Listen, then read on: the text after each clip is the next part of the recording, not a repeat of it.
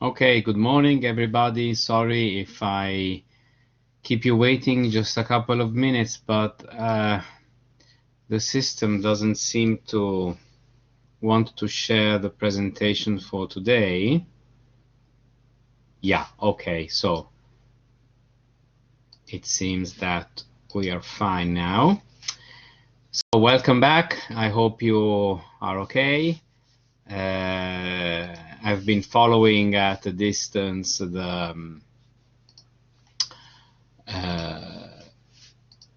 classes you've had with Martina, and in the meantime we have uploaded the individual assignments, the group assignments, providing instructions as to what we expect in relation to both areas. So I think that I also received a couple of emails for clarifications on how to handle that part of the course. So I imagine everything is more or less fine. And today the class is online. Sorry about this, but I've had a small glitch that did not allow me to come to class physically today. But on Monday we will resume also online, also classes presently, physically present from Monday. You may have seen a message that anticipated that online classes would have been ongoing for next week, but that has been changed. So on Monday, I will be back in class for anybody of you who is who wants to be physically present. There has also been a change in the syllabus because we are a little bit behind the program. So this is actually turned out to be a small advantage for you, because I decided to cut out a lesson that was originally intended to be on the prospectus regulation. And I did this so that we could end properly the banking part of the course with an additional lesson on banking law on the resolution of banks, the BRRD directive, and banks crisis management, which is what we are having today. Which also means that today we will end the first part of our course on banking legislation, and starting from Monday, we will pick up the second part of the course, capital markets legislation, and especially MiFID. So the end is always the end, and today we're talking about the end of banks. How do we manage today in Europe cases where we need to put banks into a state of, let's say, liquidation, winding down, because of a crisis. And this is a very complex topic. It's always been very complicated to handle banks' crises, because even though today banks are basically ordinary corporations, and if a bank fails, it should be treated as an ordinary company, you cannot really do that because of various factors. Naturally, the first reason why banks' crises must be managed in an appropriate and peculiar way is that banks perform fundamental functions within the financial system. They are not simply corporations that put on the market their products or services, but they function as the fuel of the entire financial system, and they are also strong mechanisms for the transmission of the decisions of monetary policy. And so they really stand as sort of as companies, that entities that should be in some way handled with particular accuracy when it comes to facing situations of crisis. Also, banks collect deposits from the public and they lend monies to their own borrowers. So they transform actually the timeline of what they pick up, because deposits should be repayable at first request and at any time by the bank. But on the other side, they transmit those deposits to the real economy, and this transformation of risks that they carry out is something absolutely peculiar that you find in no other area of corporations or economic law. Also, crises for banks involve different interests and stakeholders than ordinary creditors or shareholders.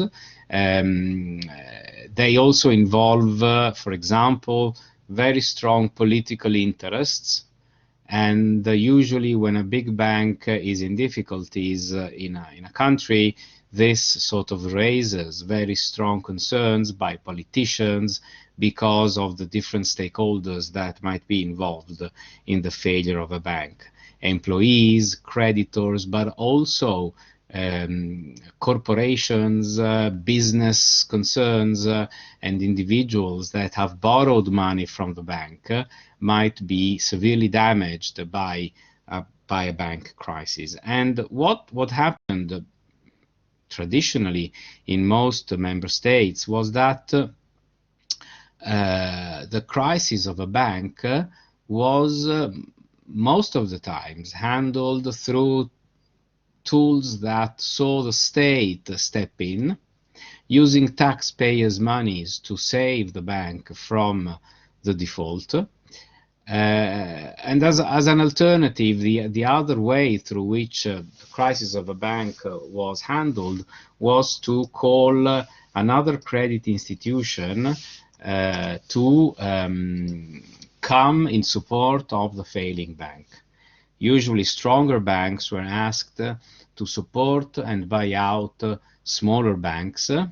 This was frequently done through, a gentle nudge by the supervisor that used to call stronger banks, say, we have a problem here, why don't you come up and intervene and buy out the bank and save it from becoming insolvent. And naturally, when a supervisor calls, it is difficult to say, no, we will not do that. But this also resulted in keeping sort of alive banks and their going concerns that were not really profitable, and that they were kept alive either by using taxpayers' money or by using the resources of a bank which was in good conditions. And naturally, we've had several stories of sound banks that, in the attempt of saving failing banks because they were being nudged by the system to do so, ultimately turned out to be in crisis themselves.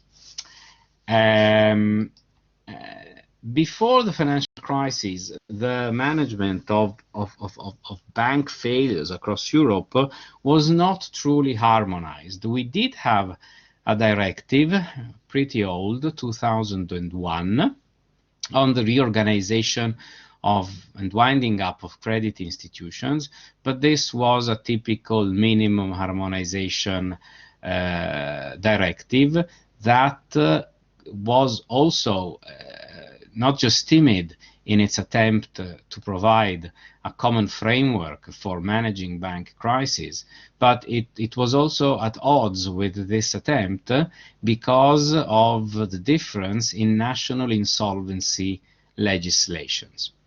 And by the way, this problem, the fact, that in 27 member states we still are lacking a harmonized approach to insolvency law. We actually do not have a full harmonization or a strong harmonization of insolvency rules across the European Union is still a problem. And the fact that the Directive 2001 was so timid in trying to set a common ground for the management and winding up of credit institutions sort of exacerbated the problem of not having sufficient harmonized European rules on insolvency. We did not even have a harmonization among the procedures for resolving credit institutions in member states. And in some countries, the insolvency of a bank was basically left entirely to ordinary insolvency legislation. And also what was lacking was a sufficient consideration of what we now call prevention or early intervention measures. By these expressions, when we talk about prevention or early intervention measure, we talk about a situation where a bank shows signs of weakness, its situation is clearly deteriorating, and some kind of preventive measure needs to be taken so as to avoid the bank from truly becoming insolvent and therefore go into bankruptcy. There was no common ground as to this point, and also because under national insolvency legislation, the idea that insolvency law should include provisions on prevention and early intervention is something pretty new. For instance, in Italy, our insolvency law dated back to 1942 until recently, and only a couple of years ago we've had an entire rewriting, restructuring of this insolvency law through the enactment of an entirely new piece of legislation on the crisis of corporations that includes a whole set of provisions on prevention and early intervention measure. These provisions basically work in the following way. If you realize that the directors of a company realize that the situation of the company is deteriorating, it is not insolvent yet, but it might get insolvent, then they should react immediately and activate a number of measures that might help in preventing the company from going into bankruptcy. Now, this is very important. Prevention and early intervention measures are fundamental for any kind of corporation, including and especially banks. And they are so because, insolvency and bankruptcy are really destructive. When a company goes into insolvency, it's practically finished. You have to shut down the business, you have to fire employees, you have to sell at, the best possible price you can get on the market, but it is usually very discounted, any asset that you have. So you destroy a lot of value. And you destroy jobs, you create problems for all the stakeholders. And therefore, insolvency should really be a measure of last resort. This is a new concept that we have developed over time, because originally the approach to insolvency was, straightforward. If a company is insolvent, it goes into insolvency, full stop. But now what we're trying to do in all areas of managing, where we have to manage crises of businesses, including banks, is that we try to prevent the company from going into an insolvency procedure. And for banks, this is particularly important. If we manage to save a bank from going into insolvency, it is something that is truly in the general interest, as long as, and this is the tricky part of the directive, as long as we do not use taxpayers' monies to do so. And this is something on which the new regime is very, very careful. There are a number of provisions in the BRRD that prohibit member states from using taxpayers' money to save banks, and this is basically this idea that we should stop using taxpayers' money makes, at least in my view, absolute sense.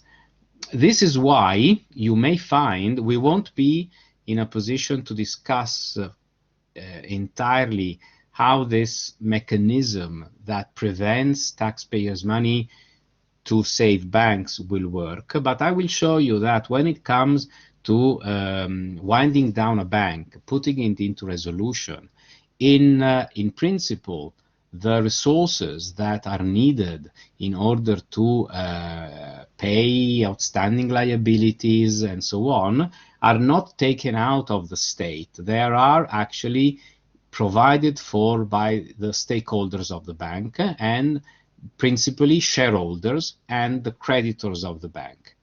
And the state may intervene, but in a very limited way, which calls into play the very complex regime of state aids, which is under the control of the Commission, and it is one of the fundamental principles of the treaty. And if we see at how the new regime has worked under the BRRD directive, we clearly realize that on a number of occasions, this combination between the resolution regime and the limits to state aids as set out under the treaty has really blocked the possibility of using taxpayers' monies in order to save banks in difficulties. The main principle is that the state may eventually intervene as long as it is treated as an ordinary investor, no facilitations, with no discounts, and this most of the times makes it impossible for the state to use taxpayers' money to save the bank. And in any case, shareholders and creditors of the bank must contribute significantly to to paying and the liabilities of the bank, as we will see. So the financial crisis naturally sort of triggered paramount discussions.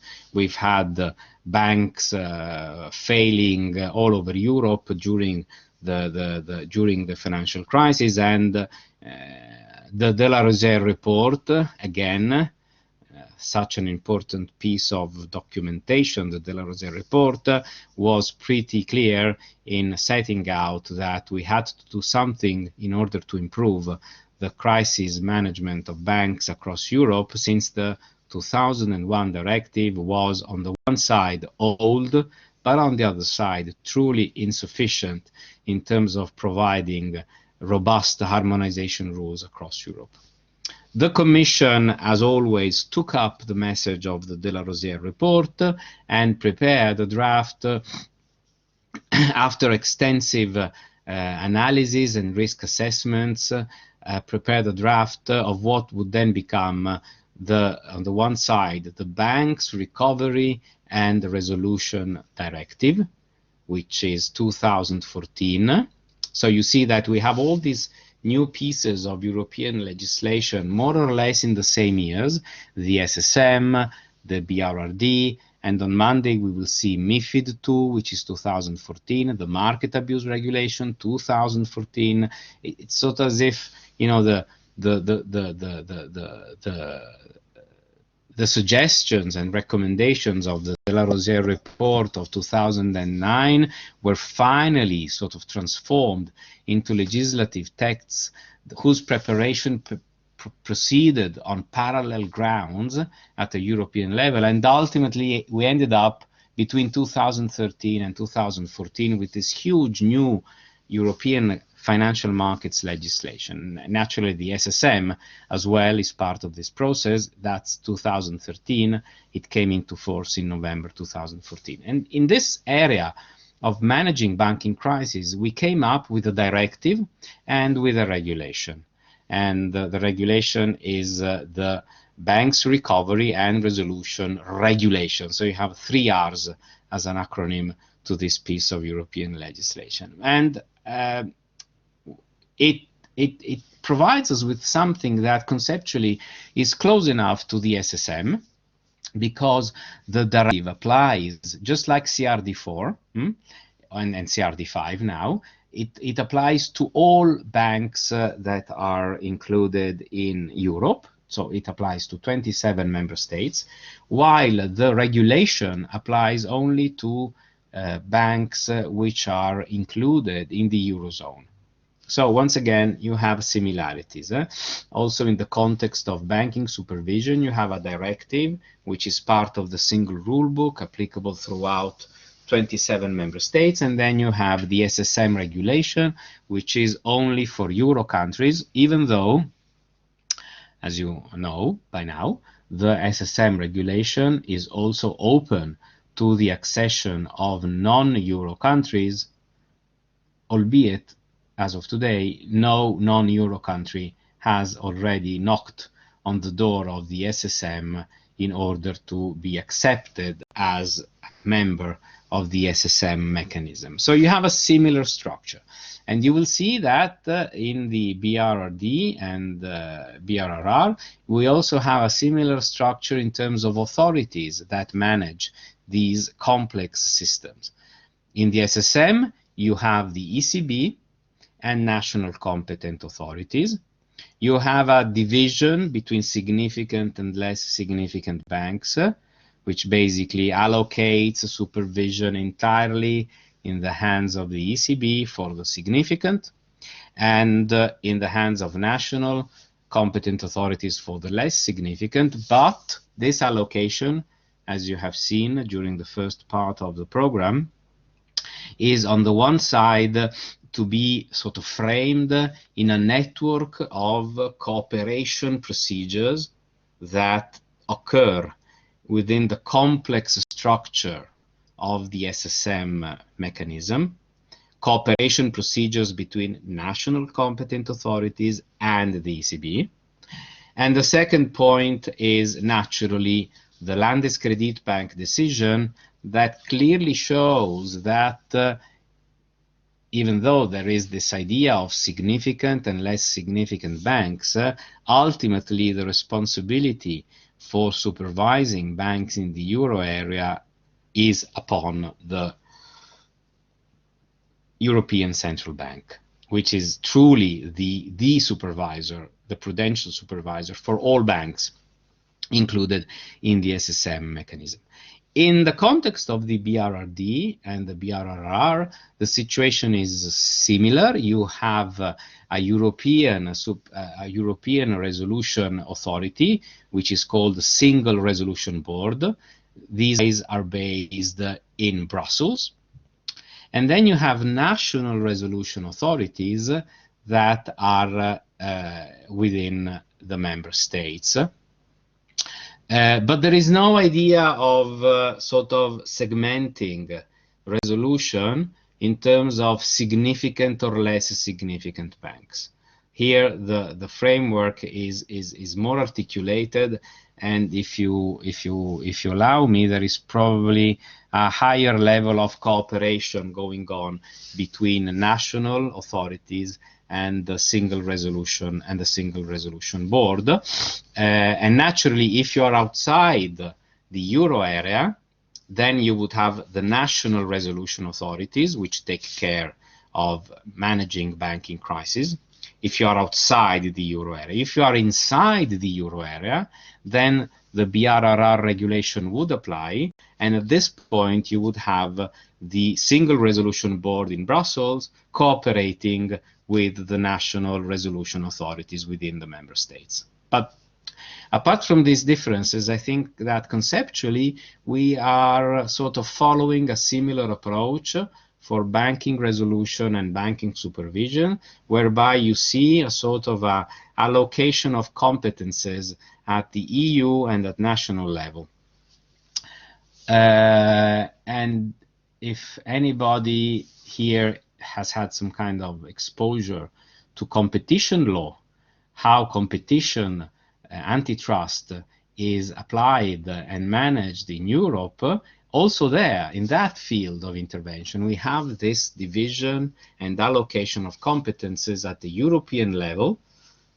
In this case, when we talk about antitrust, it is the European Commission that handles cases that are relevant at the EU level, and national competent and national competition authorities, which are based within the member states. It's very interesting because if you think about it, what's happening is that a little bit in a disorderly way, probably without truly a global picture, but what we are building up in Europe is a sort of a common methodology for governing the economic field.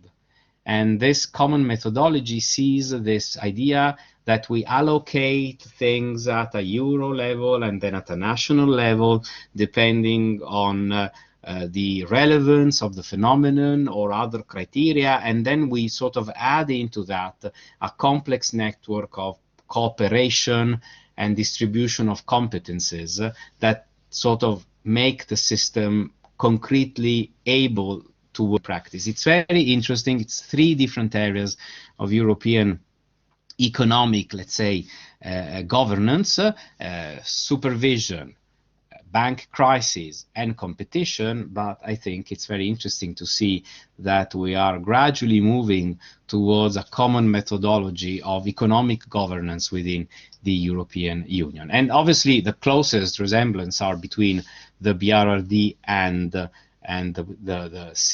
CRD4 and the SSM, because we're talking about the same subject matter. We're talking about banks, even though through different perspectives. Now, this directive, which raised paramount discussions among member states, because the idea of saying no, we don't want bailouts, we don't want taxpayers' money to be used in order to save failing banks was naturally politically very, very sensitive, but ultimately the BRRD made it through and came into force in January 2015, and the most controversial part of this directive, which is the so-called bail-in, we'll talk about it in a few seconds, came into force just only one year after that, January 2016.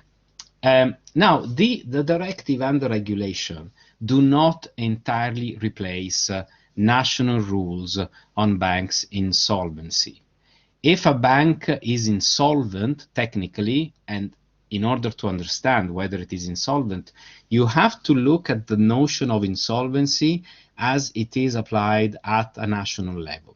Because as I told you a few minutes ago, we do not have a single insolvency regime applicable through Europe. So we have national law that regulates insolvency, and it is that law that will tell you whether a bank located in Hungary, in Poland, in Italy, or in France is technically insolvent.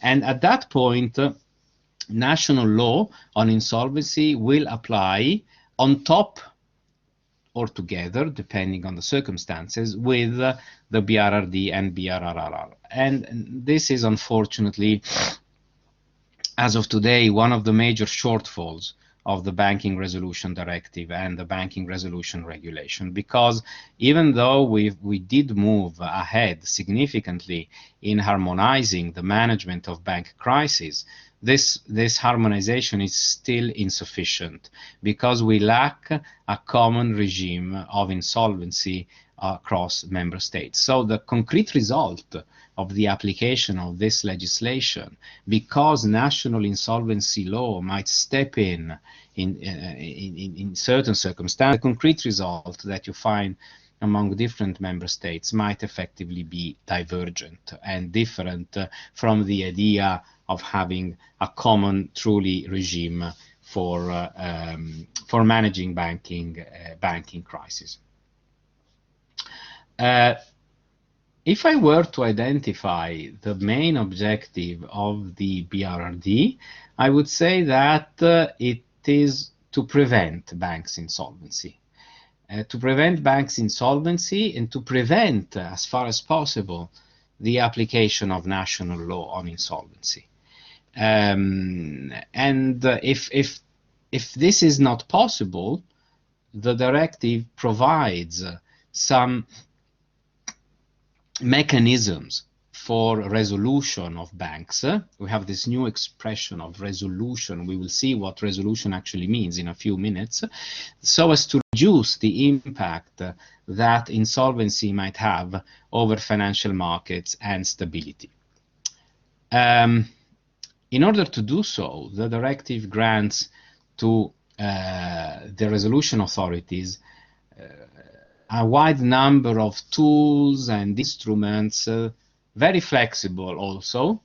One of the most disturbing things that you can find when you read first the BRRD is the flexibility of these instruments, because it provides really a lot of discretionality for resolution authorities when they have to apply the directive. But this is intended because, you know, bank crises are very complex. It's a very complex stuff. And you need to have flexibility in order to manage these crises very quickly and appropriately, depending on the concrete circumstances. So resolution authorities, which are the equivalent of the supervisory authorities in the SSM structure, have a wide number of powers with which they try to manage the situation where a bank is failing or likely to fail, or is already insolvent, and then is left also in the hands of national insolvency legislation. And as I explained, national resolution authorities here, we have the national ones, which are in place, and which naturally you find across all 27 member states. And then you have the Single Resolution Board in Brussels, which manages, together with national resolution authorities, the BRRR for the banks that are included in the euro area. Most of the times, national resolution authorities coincide with national central banks. This is the standard situation. There are deviations, as always. In Europe, we have exceptions, but the standard situation is that the national competent authority, the national supervisory, is also the competent authority in the BRRD. For example, in Italy, the Bank of Italy is the national competent authority for the SSM and also the national resolution authority for the purpose of the BRRD and BRRR. The new structure for resolving bank crises is based on a truly innovative model for most European countries. And I would call this model the internalization of losses. And this is truly innovative. For some countries, it was a shock, including Italy. We were used to living in a world where if a bank was failing, insolvent, you could have two cases. The first was that, as I explained, another bank would step in and save that bank, most of the times being nudged by the supervisor. And the second case was the state stepping in, nationalizing, and so on. And we saw a lot of cases across Europe during the financial crisis of nationalization of banks being saved by the state, not just in Italy, but also in the UK, in other countries as well. And also in the US, many financial institutions were saved by the state during the financial crisis. But in Europe, we now have the idea that this is not appropriate anymore, that banks have their own peculiarities. They're not ordinary corporations that may be wound up and put into insolvency as any other kind of corporation. But at the same time, we don't want taxpayers' monies to be used recklessly to save a failing bank simply because banks have a special status. This is not accepted anymore. And we have therefore introduced the principle that if a bank produces losses, those losses should be borne primarily on the shoulders of shareholders and creditors of the institution in distress that must contribute to covering those losses with an amount of not less than 8% of the total liabilities. At least 8%, but concretely the amount which might be required to the primary, let's say, stakeholders involved in redressing a bank which is in difficulties can be significantly higher. Now, I want you to pay the attention to the fact that, well, you know, when you talk about shareholders, you're talking about equity. And equity inherently has a a level of risk which is that of equity. So if you invest in equity, you face a full financial risk. You have no right of restitution to your money. Before the BRRD, the idea was completely wrong in terms of, business model and also ethical values, that if you are a shareholder of a bank, you are protected by the state. But there is no reason why you should be protected by the state if you're a shareholder of a bank, and you are not protected by the state if you are the shareholder of an industrial corporation or whatever. There is no reason why this should be the situation. So shareholders is pretty straightforward. We're talking about equity investment, and equity investment is inherently subject to risk. But creditors is something a little bit different, because creditors in the context of a bank includes depositants, because you know very well that deposits are a liability of the bank. And so depositants are creditors of the institution. And so if you read this sentence properly, what you're actually saying, and this is really, it's shocking. It's been a huge cultural shock all across Europe. What you're really saying is that depositants should contribute to covering the losses of a bank which is failing. And this had a huge impact, because it completely changed the risk profile of bank deposits. Once upon a time, they were treated as entirely safe form of, let's call them investments, protected eventually by the state, but now they are risky investments, and they are protected, as we will see, but up to a certain limit. But they are protected not by the BRRD directly, they are protected by national deposit guarantee schemes that cover losses up to 100,000 euros, but only for consumers. And this is a huge transformation of the idea that we had before the BRRD of the protection of depositors in banking institutions. Today, across Europe, you have protection up to 100,000 euros, but only if you are a consumer. And as I explained at the beginning of the course, these deposit guarantee schemes are national. Each country has its own national system of this depository scheme, which is basically funded through contributions that are poured into the scheme by credit institutions themselves. What we are lacking in the context of the so-called banking union is a European deposit guarantee scheme. This is actually the third pillar which is missing of the banking union. Pillar 1 is the SSM, Pillar 2 is resolution, and Pillar 3 should be the introduction of a European deposit guarantee scheme, which, however, is lagging because the proposals that have been set on the table by the Commission have been severely criticized, and I should say refused, by many member states, including Germany, because a European deposit guarantee scheme would imply a mutualization of the risk associated with the failure of national banks that European countries are not ready to accept. So the idea is that if you have a European deposit guarantee scheme, this scheme should be funded by banks all across Europe on a pro rata basis.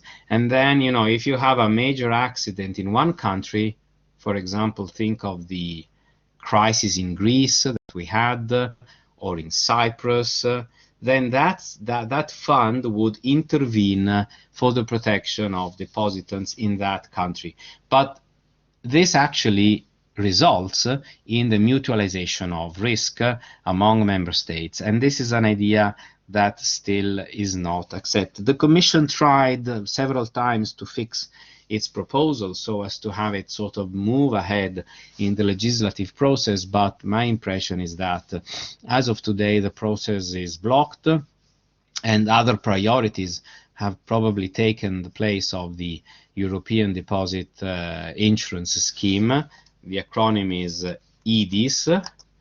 If you look at the chat, European Deposit Insurance Scheme, or Insurance Guarantee Scheme also, but this is, at the moment, it is, I don't even know exactly where it stands in the legislative process. The pandemic has triggered, paramount discussions on the European Stability Mechanism, the European Recovery Fund, and EDIS seems now to be a little bit sort of, forgotten. I have no idea where it stands, but it's actually the third pillar of the European Banking Union, and it is a pity that it is missing because it has strong interrelationships with the BRRD and with managing properly bank crises across the European Union. The directive provides for 3 different phases when it comes to managing bank crises. Phase 1 is the preparation phase, phase 2 is the early intervention, and phase 3 is the actual resolution phase that may be applied. And all of these 3 phases are very important, and I must say that if phase 1 and phase 2 are applied properly, as they have been as of today. Now, this mechanism is in place since 2015, so it's 6 years, and it's been applied several times. If the preparation and the early intervention phase work well, as they have been working well most of the times, then you would not really need the resolution. Resolution is a sort of, the last stage when all the previous phases didn't work out properly, and you have to do what we will see. The preparation phase is interesting because in this stage you have banks which are not distressed necessarily. They are not in bad conditions. They are performing well. They might be very profitable, but nonetheless they must prepare a recovery, what we call a recovery plan. This is an important concept, recovery plan. Don't get mixed up and confuse recovery plans with resolution plans, because we will see there are 2 different things. Recovery plan. It's like a recovery plan, it's like an emergency instruction, emergency manual. That sort of stuff that you read when, for example, you get on board a ship and you see if an emergency comes up, you have to do this. This is the recovery plan. The bank needs to elaborate a scenario where it considers what it would do if things turn out bad and a potential financial crisis needs to be faced. This is an exercise, is a self-assessment that every bank, which is in Europe, must carry out, and it is carried out internally. It's a self-assessment. It is discussed with the supervisory authority. This may sound odd. You may say, why it's discussed with the supervisory and not with the resolution authority? Well, ultimately, in most cases, this doesn't actually make a true difference because, as I told you, national resolution authorities coincide with national supervisory authorities. But this is purely factual. The fact is that. But the rationale behind this is that here we're talking about a phase where the bank is not in difficulties, necessarily in difficulties. So it is correct that the dialogue is with the supervisory authority and not with the resolution authority. But then factually the 2 might coincide, so it doesn't really make a huge difference. Even if internally you may have different, you should find different offices that are in charge of supervision and in charge of resolution. For example, in the Bank of Italy, this division is very clear. You have a structure that deals with resolution, you have a structure that deals with supervision. But ultimately, it's the same authority. And this is a very confidential document. It is not made public.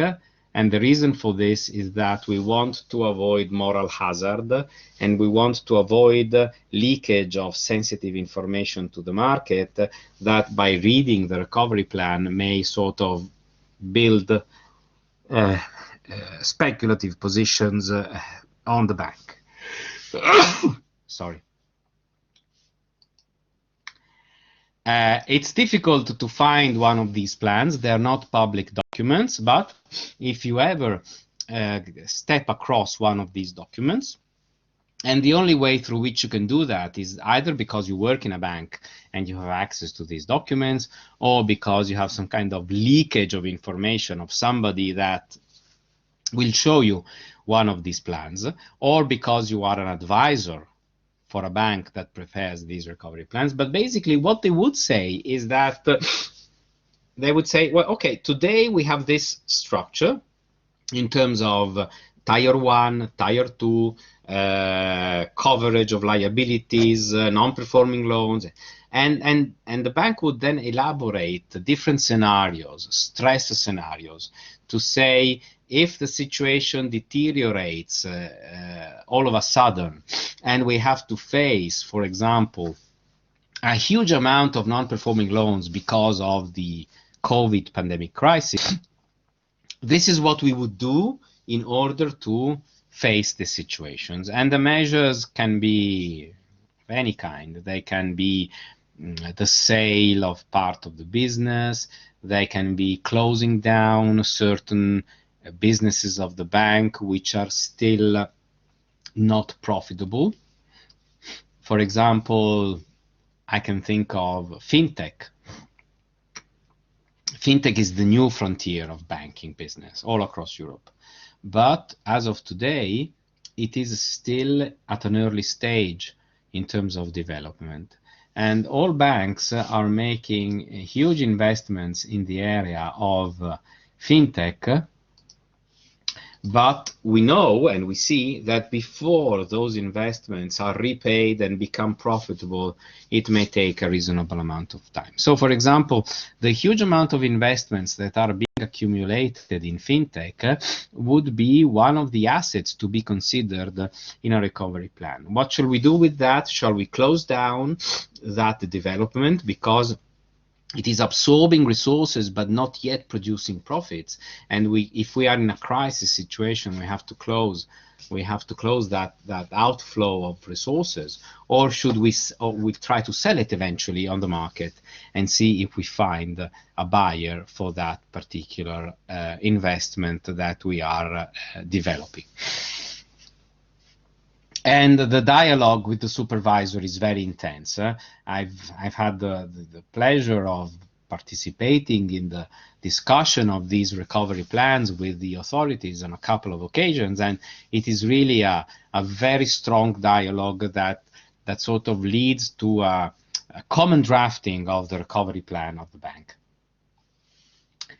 And apart from recovery plans, as you see from the slide, we have resolution plans, which are always part of the preparation phase. And these are not prepared by the bank, but they are prepared by the resolution authority, whether national or European, depending on the circumstances. And also these resolution plans are emergency or contingency plans, because they say if ever we were to adopt a resolution decision for a bank, we would handle this situation in a certain way. And this is up to the National Resolution Authority to decide, with the cooperation of the Single Resolution Board for banks that are in the euro area. And these plans actually set out the best options for the resolution in case of insolvency of the bank. So they address a phase which is later. It's a later stage of the bank's crisis than the recovery plan. And they are called resolution plans. And you can also see from the slide that recovery plans are updated yearly at least once a year by the institution. This is a minimum requirement. If there are major events that have a huge impact on the bank's business or structure, the amendment might be even more frequent. And resolution plans are regularly updated by the resolution authority, and they naturally take in consideration the complexity of the bank's business, its evolution, and the principle of proportionality. Smaller banks are naturally considered differently from bigger banks and systemically relevant credit institutions. The second part of the directive deals with what we call early interventions. Now, this is a whole set of instruments that supervisors can actually put in place. Once again, this is handled by the supervisory authority, not by the resolution authority.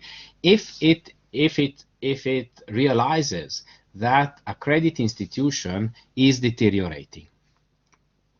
At that point, the directive, which has been transposed into national law, so we're talking about the directive, but always when we talk about directives, you have to think that then you would find the national provision in national law that implements the directive, would give to the national supervisor a wide range of powers to address this early intervention phase.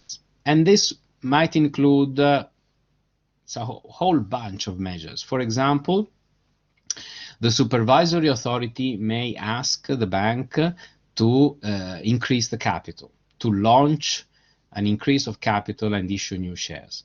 It may ask the bank to restructure an area which is under criticalities such as bad loans. So get rid of bad loans or restructure them so that you get relief in terms of capital. It may address, and this is very interesting, it may address issues of corporate governance. For example, a measure of early intervention might include the decision taken by the supervisor to dismiss the directors of the bank and to replace them with new directors. And this is a very strong measure. Part of the early intervention, the supervisor may step in and say, you guys, the board of directors of this bank, are totally incapable of handling the business, so you are fired.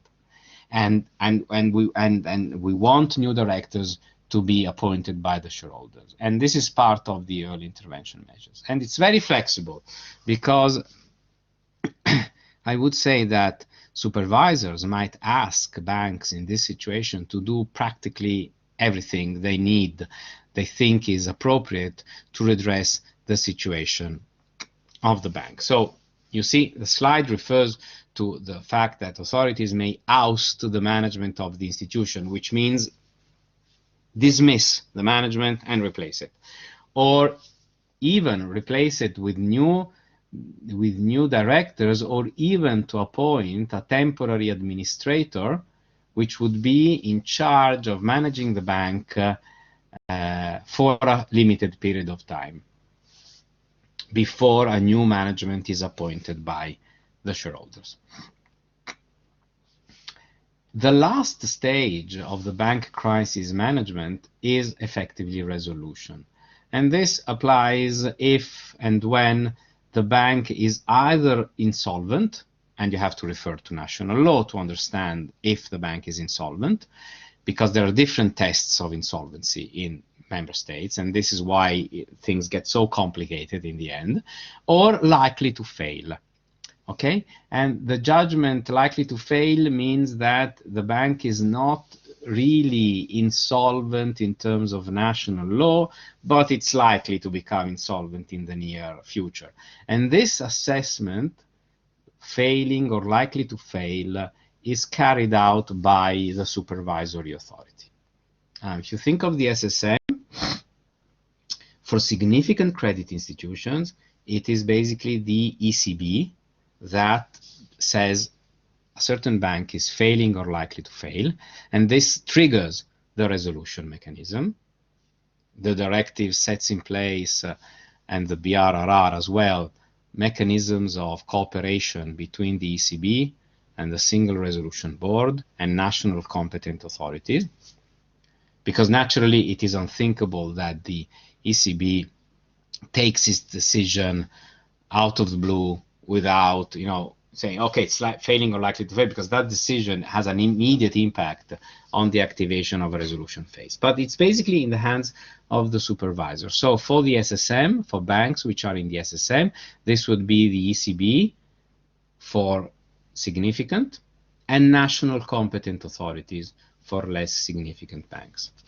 But then you always have to think of cooperation and horizontal and vertical cooperation mechanisms that are in place so as to ensure a proper coordination of the system.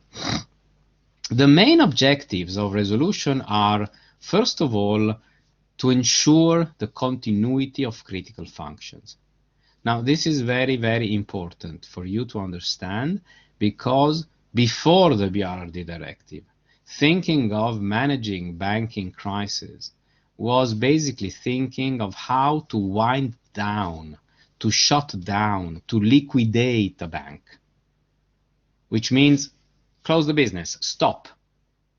But the purpose of the resolution regime is in some way substantially different, if not at all opposite, is to ensure that at least the critical functions of a bank are not shut down as it would happen in a normal winding down procedure, because those functions are critical for the system and the bank needs to go on providing those critical functions. And these are essentially taking deposits and granting credits to the public. So the resolution is not really liquidation, technically speaking, is a way of ensuring that the bank may go on to provide those critical functions in a context of failure and insolvency of the bank. And this is obviously very important because those critical functions are critical to the system, and so resolution is a way through which you avoid a significant adverse effect on the financial system. And obviously, item C is to reduce as much as possible financial support by the state. And in a context of resolution, as I explained, you would have the deposit guarantee schemes, which would come and be applied up to 100,000 euros. Okay, now I will share a link to a short video where you will see a presentation by Mauro Grande, which was given shortly after the directive was approved and right beforehand or in between the entry into force of the BRRD. So I would kindly ask you to click on the link. The video is 8 minutes. No, sorry, this is Nicolas Veron. I made it wrong. Let me change this. Okay, yeah. So click on the second one. The video is 7 minutes long, and the interview was provided in December 2015. So we were sort of gearing up at that point the single resolution mechanism, and let's hear what he has to say. Okay, just let me know if the link is working. Anybody just drop me a message on the chat just to confirm. And once I get that, I will start the video and come back to you in 7 minutes. Great. Thanks, guys. Which is a fund which applies to the banking. Hello, welcome back to the Florence School of Banking and Finance. Now, as you might know, at the start of 2016, the single resolution mechanism kicks into effect in the Eurozone and beyond in some cases. Lucky enough to have Grant is on the single resolution board. Now, why don't you just very quickly explain what this mechanism is? Yeah, this is a second pillar of the banking union, so it complements the single supervisory mechanism, and it's the mechanism to ensure a smooth resolution.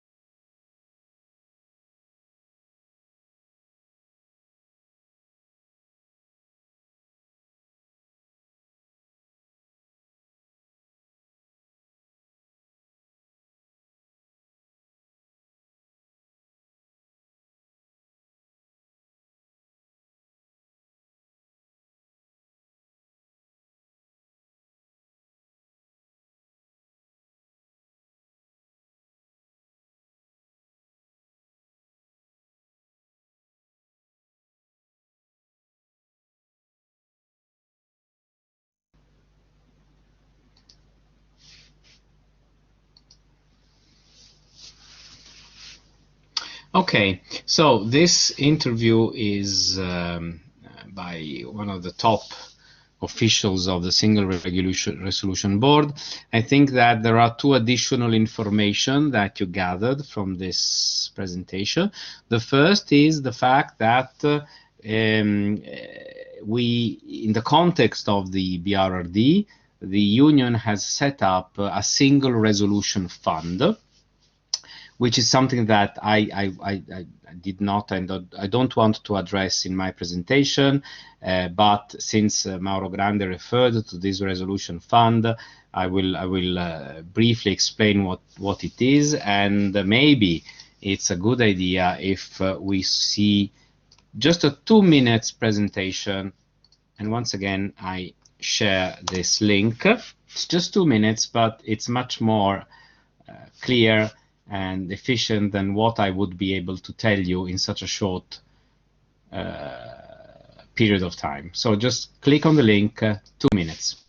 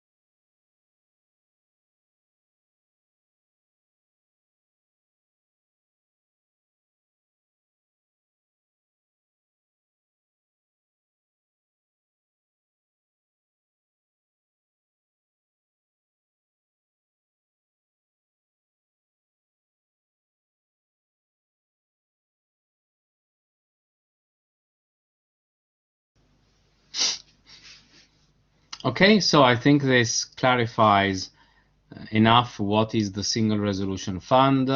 It's not something that you will find during the exam. It's not part of the slides, but you may step into, I think there are a couple of papers for the individual assignments that might refer to the Single Resolution Fund. So it's interesting and it's appropriate for you to know what we're talking about. And naturally, as the video said, not very clearly because it sort of took a politically correct approach, is that the size of the Single Resolution Fund is far from being sufficient. Should a major banking crisis step up, it wouldn't have sufficient resources to support a resolution of a big bank in Europe. But once again, just like for EDIS, for the Deposit Insurance Guarantee Scheme, there have been long-standing discussions among member states as to whether it was appropriate to imagine a backstop for the Single Resolution Fund to be funded out by member states, but no agreement has yet been reached as to that. because once again, you know, the concern is that this would imply mutualization of the default of banks across Europe. The second element that came up in the discussion with Mauro Grande is the reference to the EU Commission. And in fact, the EU Commission is involved in the decision of putting a bank into resolution. And the reason for this involvement is that resolution has an impact on competition and on the internal market. It makes sense, but also, as Grande was trying to say, it complicates the decision of adopting a resolution a lot, because you have at least 3 European institutions involved, plus the National Resolution Authority. You have the ECB, which is involved in the phase of detecting the failing or likely to fail condition of a bank. You have the Single Resolution Board, you have the National Resolution Authorities, and you have the EU Commission. And the experience shows us that decisions, when it comes to deciding to adopt resolution, the decision must be taken very, very quickly. The famous weekend, was saying Mauro Grande, and it's very difficult to have this complex system work in such a short period of time. Now, the 3 fundamental conditions that need to be satisfied before resolution is adopted are the following. The first is that the bank is failing or likely to fail. And as I explained, this assessment is taken by the super. The second is that there is no reasonable prospect that an alternative private sector measure is available. For example, equity injection by the shareholders that might prevent the failure of the institution within a reasonable time frame. And the third condition is that resolution is necessary in the public interest. And this is a very, very delicate area of the directive, because deciding whether resolution instead of normal insolvency is in the public interest is a very delicate assessment that has already raised paramount discussions. In Italy, we've had 2 cases, very important, where the decision of as to whether a public interest existed was very critical, and these 2 cases are the cases of the liquidation of 2 very important Venetian banks, Veneto Banca and Banca Popolare di Vicenza, and that were ultimately excluded from resolution because the Single Resolution Board ultimately found out or considered that there was no public interest for placing these banks into resolution, and thereby these 2 banks were placed under national insolvency procedures. There were and still are paramount discussions as to whether this decision was right or wrong, and the test of the public interest is one of the most delicate areas of the BRRD directive. In the case of Veneto Banca and Banca Popolare di Vicenza, the SRB ultimately, one of the core arguments, it was not the only one, but one of the core arguments that used in order to say resolution is not in the public interest for these banks was linked to the relatively small size of these 2 banks considered at a national level. And this triggered a lot of controversies and discussions, because these 2 banks were truly major local regional banks, but effectively considered at a national level, the market share of these banks was pretty small. And this is a topic which has been extensively discussed, and it is something that in this situation was solved in this way,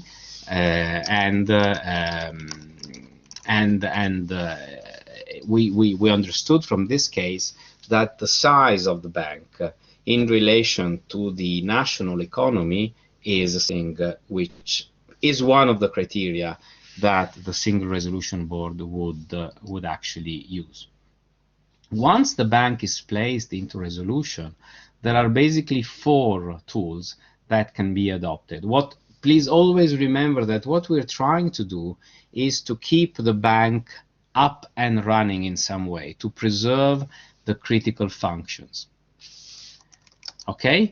And there are 4 basic tools. The first is that you sell pieces of business, which might be going concern, it might be a shareholding in a subsidiary, but you sell, sort of the resolution authority forces the sale on the market of pieces of businesses of the bank.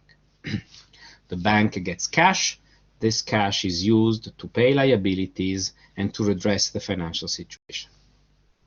The second tool, which is a little bit more complex, is a bridge bank. Bridge, it's quite intuitive. What happens is that the resolution authority sets up straight away, out of nothing, a new bank, and this bank is, to this bank you transfer the profitable part of the business, or the business that needs to be kept alive, and the old bank is therefore sort of reduced to a sort of a bad bank that is then put into liquidation. And then the bridge bank would be sold back to the private sector, because the bridge bank at that point doesn't really have private shareholders, because it's set up by the resolution authority, but it's simply a box which you use to sort of put a certain part of the business, which is then sold to the private sector. Asset separation is close to sale of business. This, for example, can happen through a division of the company, of the bank, which is sort of sliced into different banks through a procedure which is called scissione, or division of companies, for example. This is a technique that you can use. And the most controversial part of the directive is bail-in. And bail-in is actually when you sort of cover liabilities by cancelling them and cancelling equity of the bank. And bail-in is truly a very sensitive topic, also politically. And it's been introduced by the directive in order to limit recourse to public funds and using taxpayers' money. And the idea is that if you go in resolution, at least 8% of the losses must be covered by cancelling equity and also liabilities towards creditors. And so we now are in a world where, in principle, the failure of a bank is placed on the shoulders of private stakeholders and not of the state. There is a sort of a timeline, or a sort of a list of how this bail-in would work. And this list is what you find in slide 15. It's, once again, since we have already gone through, prudential requirements, CRD4, and it's pretty intuitive. The first instruments that are bailed in are obviously shares and capital reserves. This is common equity tier 1. And then if that's not sufficient to cover losses in a way which sort of allows the bank to go back to normal operating conditions, you would then bail in. Bail-in means you cancel additional tier 1 instruments, such as hybrid capital instruments that you would include in the additional tier 1. And then if that's not sufficient, you would turn to tier 2 instruments, and then you would ultimately end up with subordinated debts and other eligible liabilities that would include, naturally, as I explained, deposits.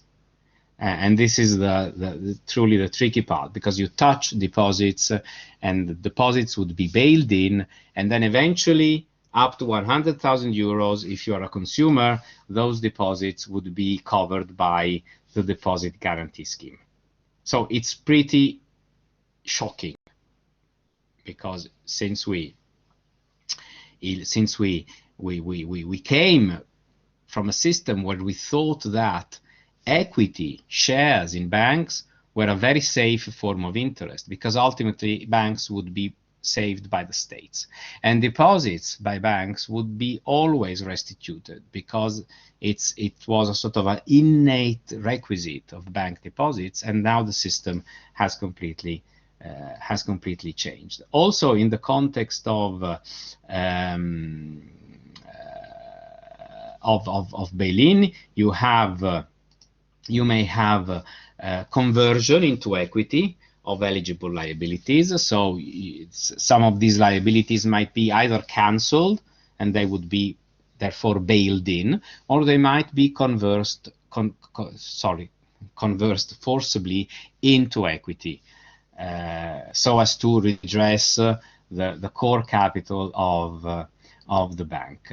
And these two slides also give you further details, but it's not necessary to sort of lose too much time with slides 18 and 19. Let's take a look at slide 20, which is interesting. It's the so-called no creditor worse off principle.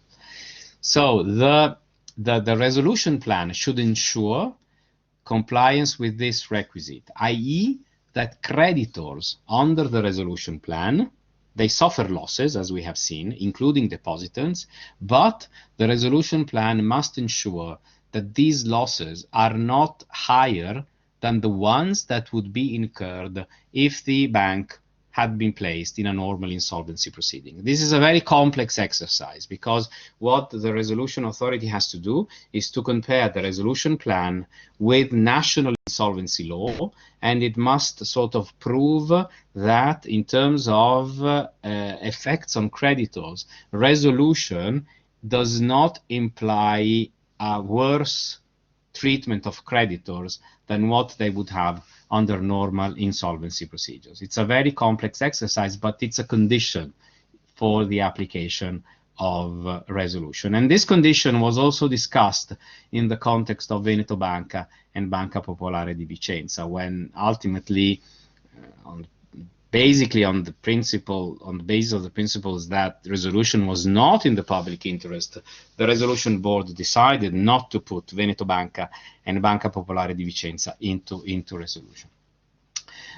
Finally, there are a couple of safe harbors of items, liabilities, which are excluded from bail-in. Now, cover deposits, obviously, as I explained. So they are bailed in, but then they are bailed out at the same time, because you have the EDIS, the deposit scheme, not the EDIS, sorry, the national deposit guarantee schemes that comes in, and a couple of other minor exceptions. And the last two slides sort of sum up everything that I've been saying in relation to the bank crisis management in the euro area. Here we have a single resolution mechanism which mirrors the structure of the SSM, and we have the single resolution fund that Mauro Grande spoke about and that we saw very briefly in the video how it works.